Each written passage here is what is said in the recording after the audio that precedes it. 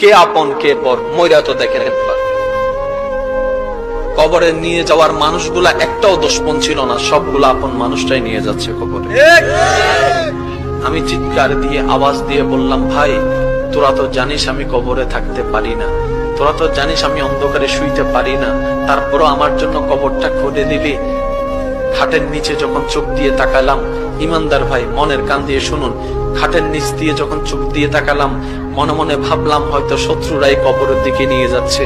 যখন নিচে তাকাই দেখলাম চোখ কপালে উঠে গেল, একজনও আমার দুশমন নাই, সব আমার আপন গুলাই আমাকে খাটের মধ্যে নিয়ে কবরের দিকে নিয়ে যাচ্ছে। কে আপন কে আপন প্রশ্ন করতে থাকুন নিজেকে, কে আপন কে আপন। উত্তর আপনি পাবেন না, উত্তর আপনি পাবেন না। এবার কবরের মধ্যে চলে গেল। গভীর মনোযোগ, প্রস্তুত আছেন তো? প্রস্তুত আছেন তো? ইনশাআল্লাহ। প্রস্তুত আছেন তো? ইনশাআল্লাহ। লাশটা কবরে রেখে দিল, উপরে আস্তে আস্তে চাটাই দিচ্ছে, ওই পাশের ফাঁকে ফাঁকে কিছুটা আলো ঢুকছে।